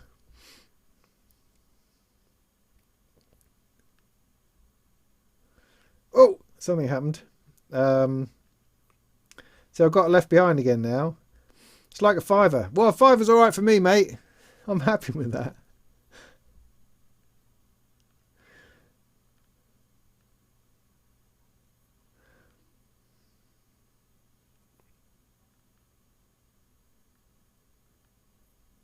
Supernature. Should I stay or should I go? See, well, now you're talking about the songs I play in the band.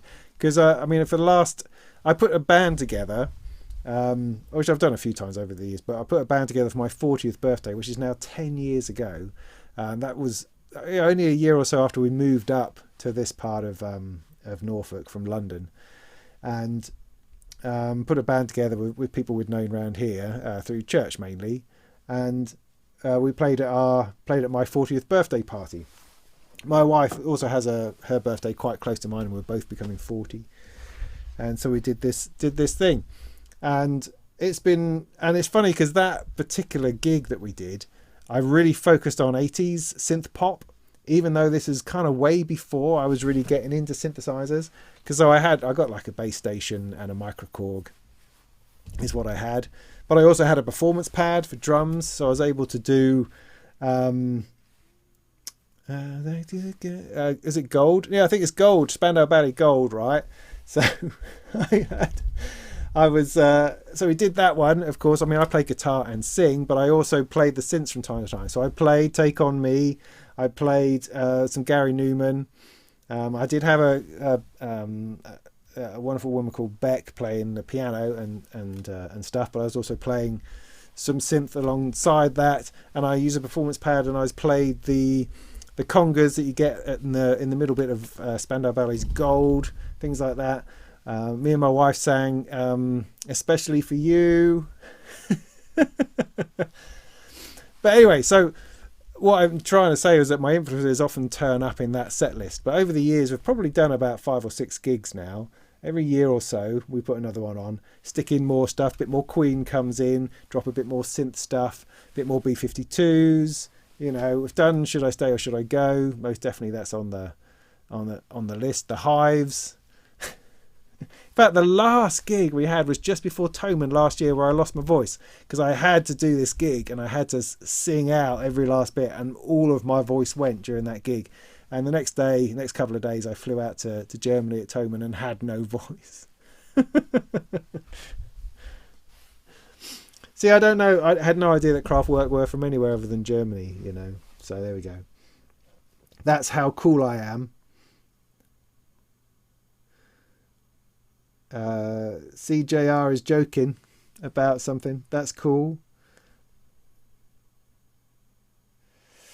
Jacko, I don't know that person. But you know, send me. I'll try to look that up. Send me information. If it's boring, mate, just wander off. That's fine. I bring no promises to this Molten Chat. We're just here, just drinking a beer. I'm just talking. That's it. That's it. Sky2 to Carter. Thank you very much, Mr. Inverted Popes. Herbie Flowers, yes. Who was the other guy then? I mean, when they say John Williams, because I've never quite worked this out in my head, because John Williams was a guy who played guitar, Spanish guitar, classical guitar. Is that John Williams who's also the conductor John Williams, like Star Wars and that? Is that the same person? I've never connected those dots and I've always wondered about it. So, yeah, let me know. Let me know and I'll see the answer in about 10 minutes' time. Jeff Love Orchestra. Yeah, my dad was big into that.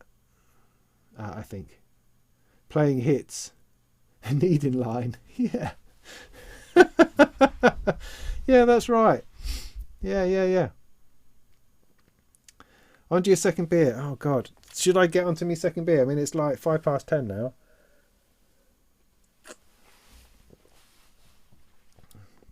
Willie, hi, good to see you.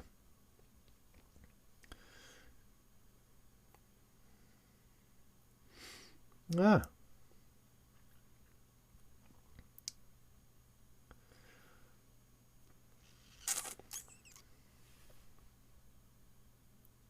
They are different John Williams's. I thought so because I couldn't quite, like I say, I couldn't quite get those two together. Thank you. Good, thank you. Good. That's I can put that away in my head now.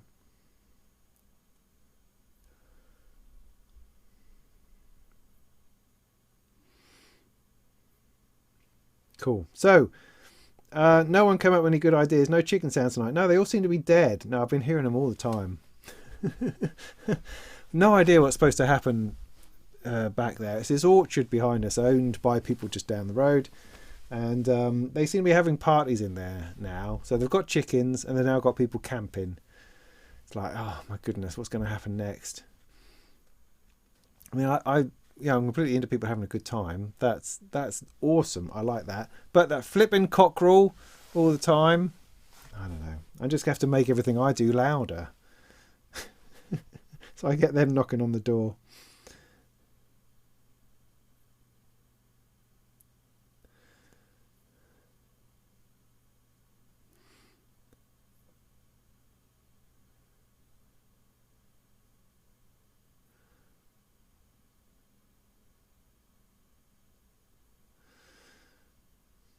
Cool. Well,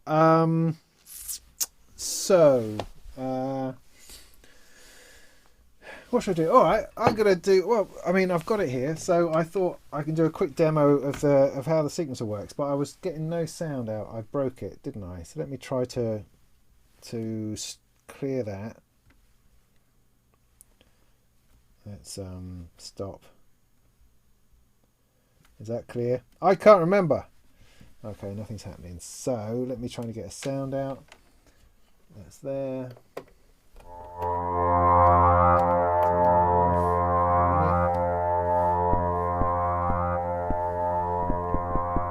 Definitely something going on.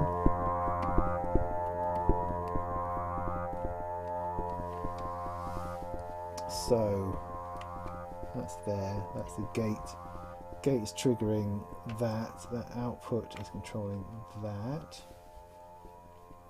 which is there, and it's also controlling that thing there.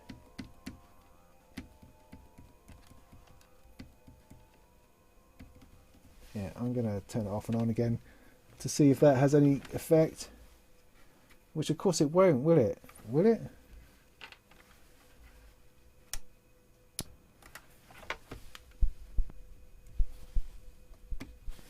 Alright, put everything out, start again.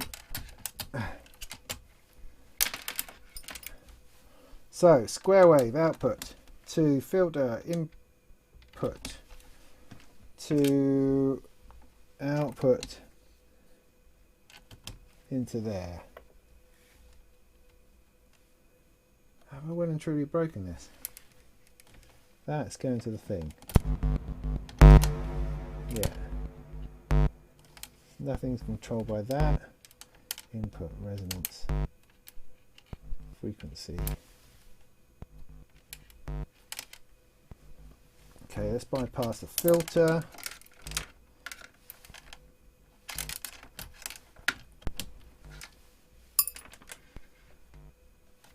Yeah, I definitely broke it. Da, ba, ba.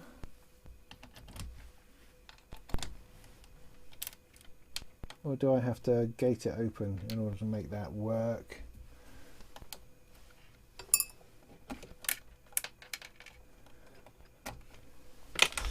Crazy wires. Yeah, you haven't seen nothing yet, mate. Crazy wires. Honestly. Sometimes it makes your brain hurt. Okay.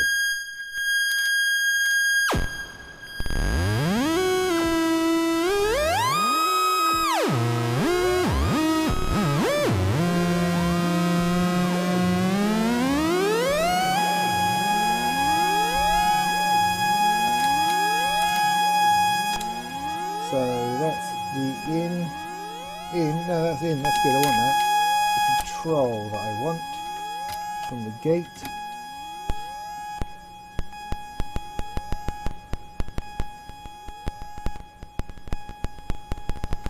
Something's not quite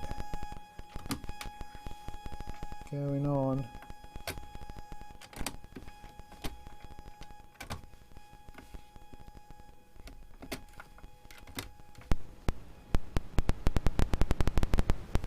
Think, boy, think. Okay, well maybe that needs to go to trigger in the envelope. It's the envelope that needs to open the control. That's down.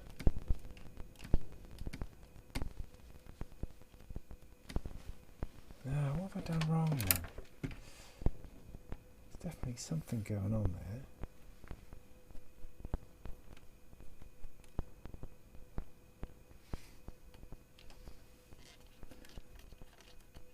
That's down. Okay.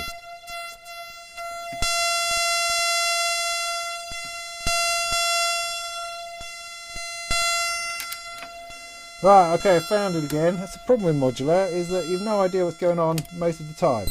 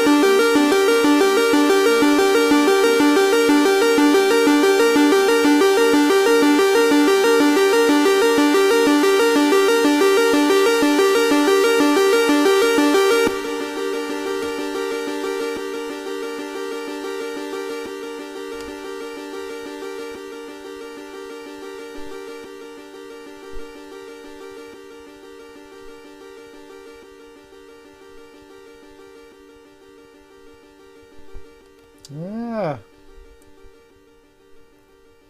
Come on, where are you? I'll bring this out.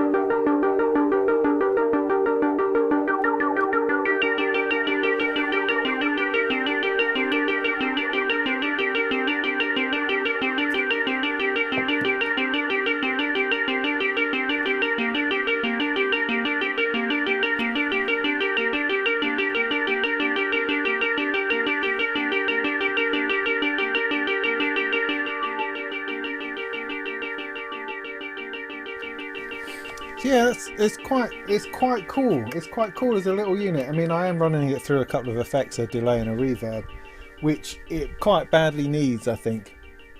But at least, I mean, in my view, adding effects to something always makes it more interesting, more fun to play with.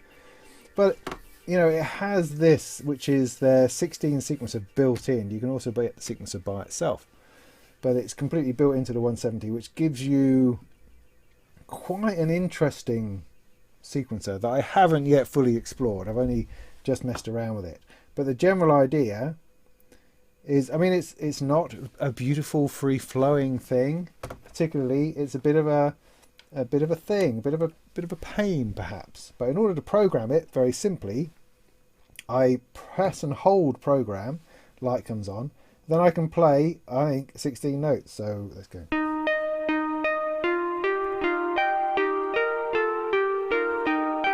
Or something like that. Play something like that and then run it.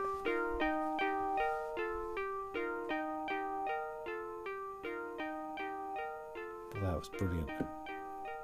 That was totally brilliant.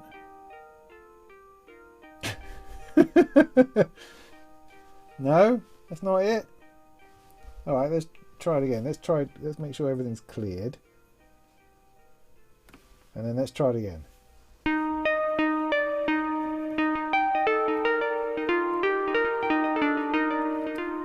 Thought it sounded better last time. Okay. So I can't remember what the combination of buttons is in order to clear it, so I'm going to turn that bit off. Try it again. So I definitely hold program.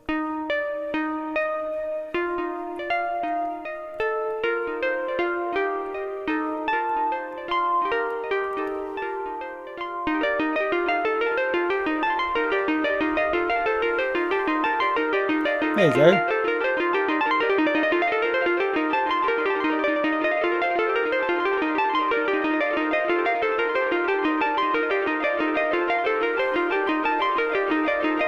And I think I can transpose it. No. I can't remember how.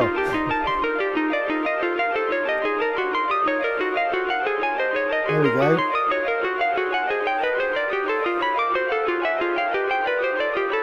I've got a bit too much delay on now.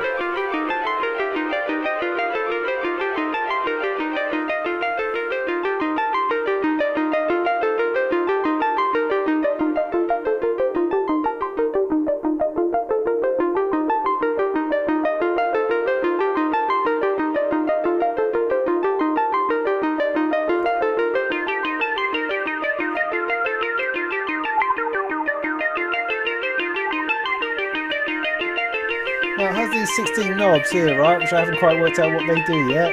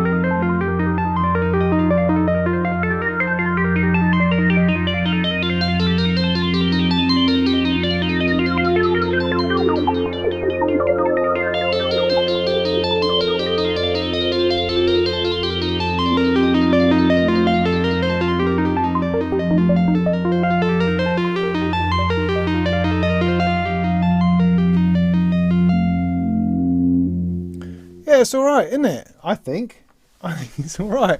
I think it's a nice little box. Really nice little box.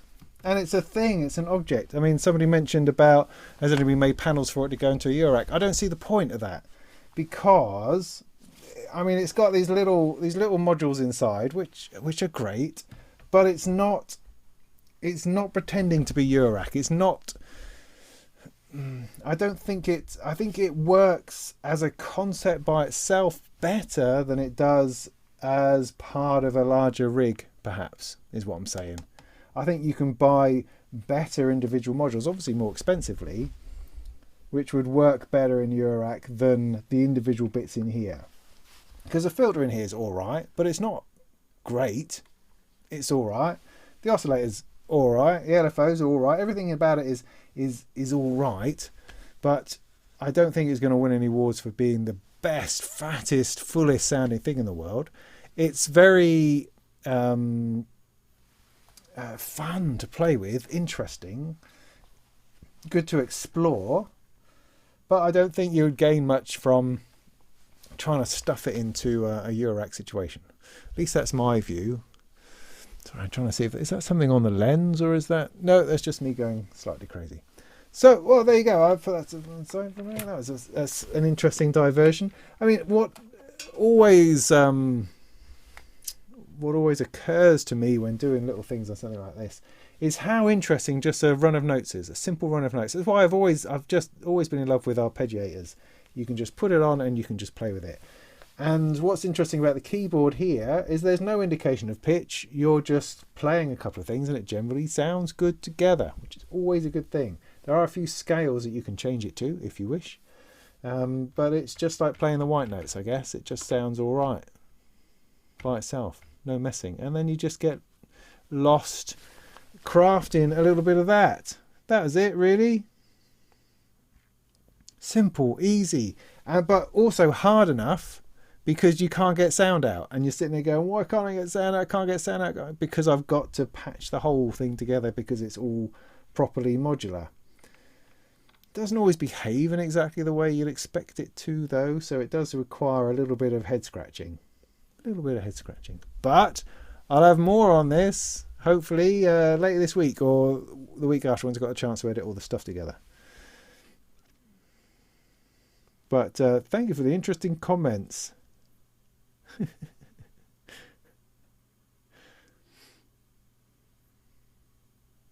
Yeah, it's all right. Yeah. I mean, people call it a toy-like because of the nature of the knobs. The knobs are not the greatest feature. It has to be said. But, you know, they're workable and there's nothing to stop you sticking something else over the top. As such, I mean, they're these little things here, just tiny little plastic things. They do have a notch on so you can see where they're supposed to be.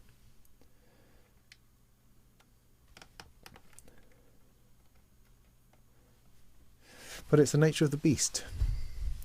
Anyway, so there we go. That's a couple of hours. Shall we call it a night? Because there's a danger of me opening that extra tin, and that's probably not going to do anybody any good. Certainly not me, anyway. So we should probably call it a day.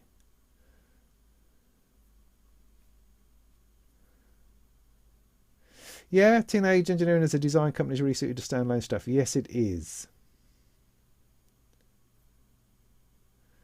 The Behringer 101. How many steps is the sequencer? 8, 16, 24. I'm sure Google will tell you pretty quickly. I mean, I could tell you pretty quickly, I suppose, because I can't remember. Behringer. Have you seen the new Behringer website? What a disaster that is. Don't you think?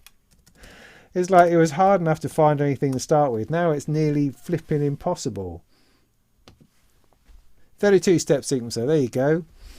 I was able to pull that out. That was in my brain the entire time. I've now lost the chat. Where's the chat? There you are. Yeah, I mean this thing here takes batteries. There's a battery pack inside, down in here, that you put batteries into, just your regular AA batteries, I think. Teenage Engineering did send me a power supply, which is really useful because I tend to have it on a long time trying to work it out. What's the speaker like, of course, is the next question. So let me give you some of that then. So it's unplugged from my main system. I've then got to take an output to left or right there, I think, if I remember rightly. So let's run that.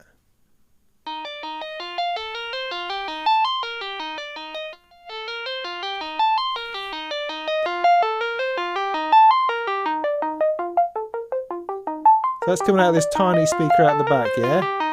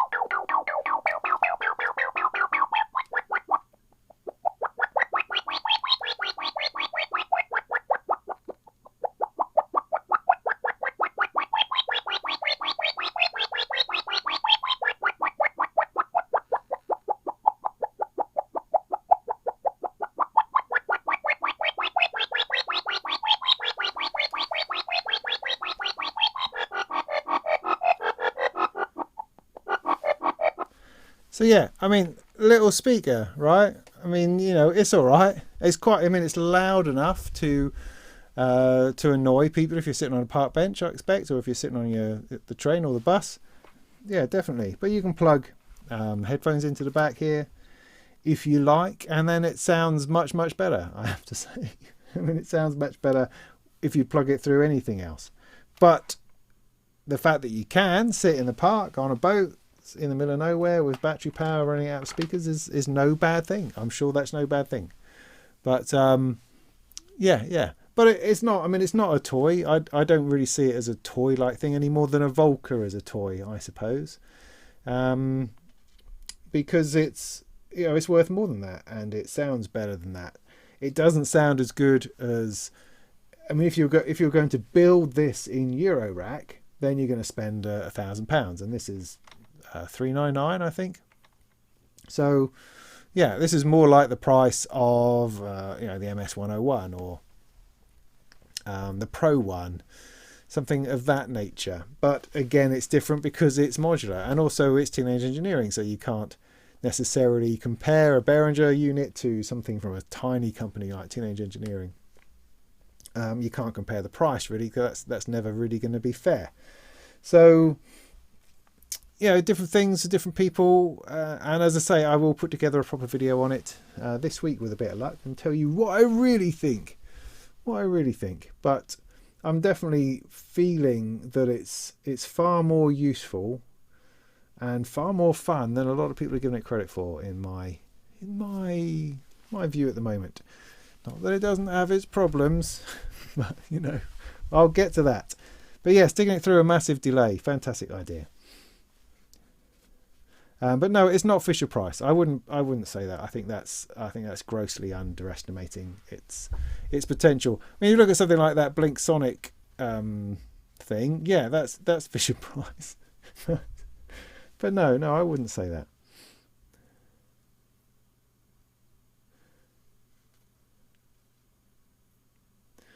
Yeah, see, for some people, when you start using audio rate modulation, that's what they really like. Whereas other people say, oh, it sounds a bit like some crappy radio. Yeah, because it's through a tiny speaker, right?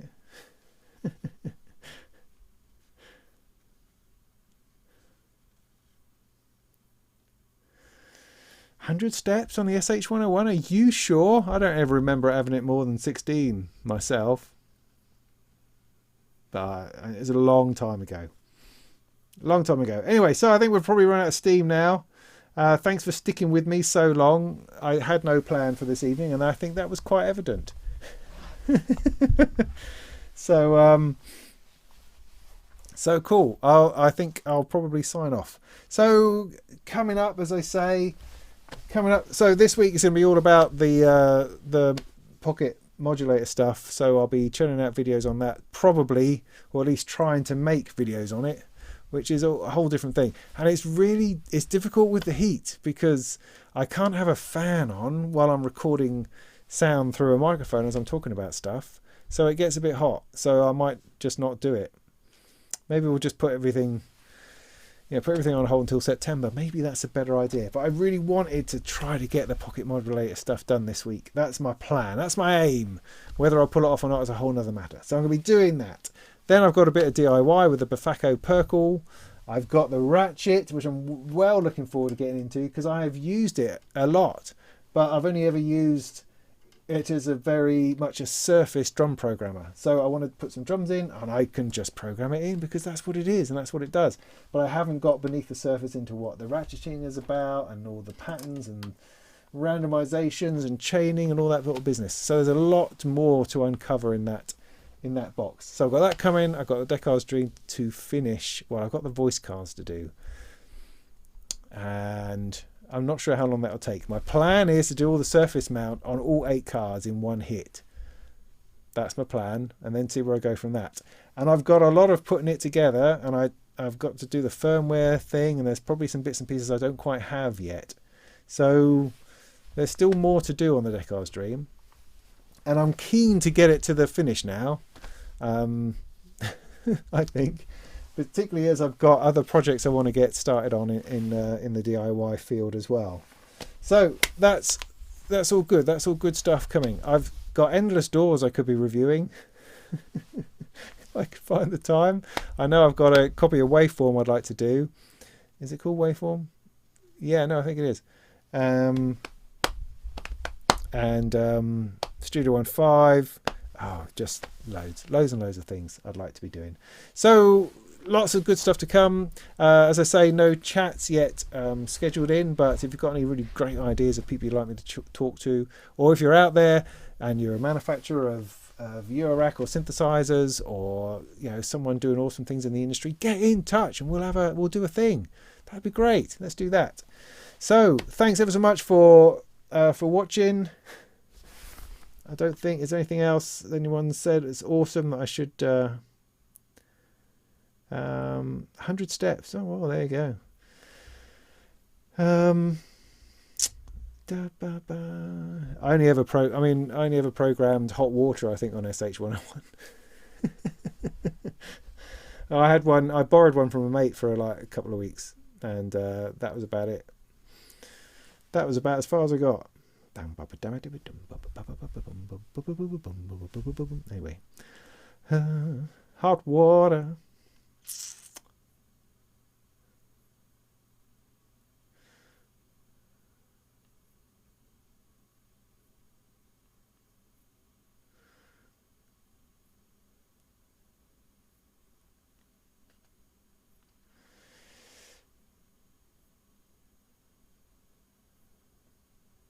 Yeah, so what Scott, thanks, that's always appreciated. I feel I work quite hard on the gear news and sound stuff, so it's nice to get comments back, because that's the weird thing about print, sound certainly, you never have any clue how well you're doing with that. I mean, if you do something really bad, then it ends up on the forum and people moan about it. But that doesn't happen very often, thankfully. But you don't really have any sense at all. Whereas on the internet, on YouTube, you have instant feedback of people telling you how crap you are. So it's more difficult to know how the sound stuff is working out. I mean, what's really nice is that there's a mate of mine, Simon Sherborne, who does a shed load of stuff for sound. It's almost turning into a me and him show. And it's funny because we were at university together. And we have talked in the past of starting a magazine or a podcast or something together to do. And it just seems that almost become a reality, and that we're now doing a whole chunk of sound on sound between us, which is weird because when we were at university doing music technology, sound on sound was the Bible, you know. that was what you read. And it's weird to think that I mean, he got the cover last month, which I think for the first time I think he got a proper cover. So we're doing it, man. We're making it. It's great. It's exciting. I feel immensely proud of being part of that magazine. Fills me with lots of warm feelings. Sadly, though, there will be no Synth Fest, which is a sound on sound event. There'll be no Synth Fest this year. I don't think they're even doing a virtual one. They've got no plans, as I understand it, to do a virtual one. They're just going to give it a rest and see where we are next year. So I might do... here's an idea. I was thinking I might do my getting started with Modular lecture that I did last year at Synthfest. I might do something similar, but live stream it. I mean, would that be interesting? Is it more interesting if I produce it properly and do it and try to do it as a proper video, or is it more interesting if I do it live? I don't know. I mean, it's quicker if I do it live, because then I don't have to spend 3 weeks editing something together to make it look great and then agonizing over whether it's correct or not. Whereas if I do it live, it just kind of happens and unfolds as you go. I don't know. Would that be a thing? Well, I don't know why I'm asking you lot, because you lot are all know-it-alls anyway. You already know everything. So I don't know how good that would be.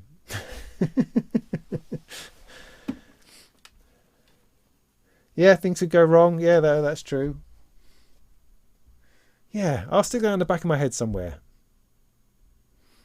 I mean, it could be a series of live streams. Yeah. Because, you know, it's something, unfortunately, it's something that you end up agonizing over, because live streaming is never going to have the quality of content that you want to project. You want to project the highest quality content you can, one tends to, you know, but you've got to keep that within the balance of the amount of time it takes to do any of that kind of stuff. And whereas live streaming is really quick, ooh, I'll probably have to think up at least 2 camera angles. Tricky. And you can also answer question, yes. Seminar. All right. Well, okay. Well, I'll see what I can come up with. Maybe I'll do my own synth fest. Maybe me and Simon will do our own synth fest. I don't know. Anyway, I should go because I'm keeping you now, and that's silly. So I'll play you out, I think, by plugging this back in again, and I will see you before you know it, I imagine. What did I have this plugged into there?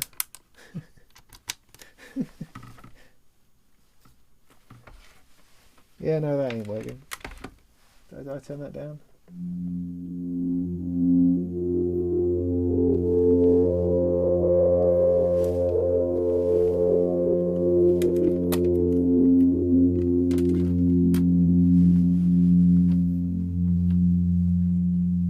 Wrong bleeding cable, innit?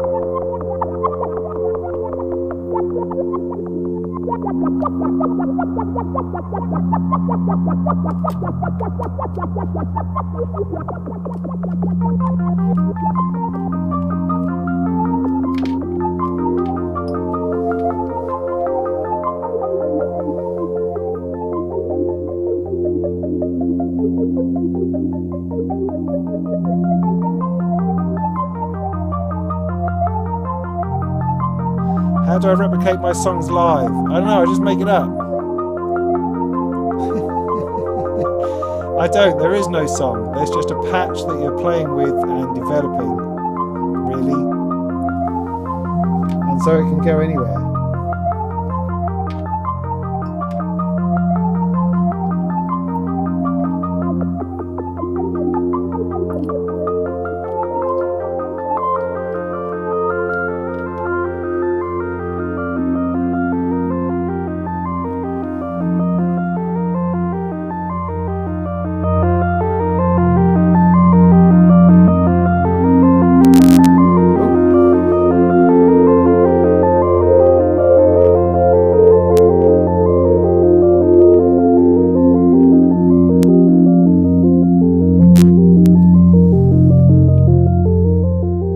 Overloading something somewhere.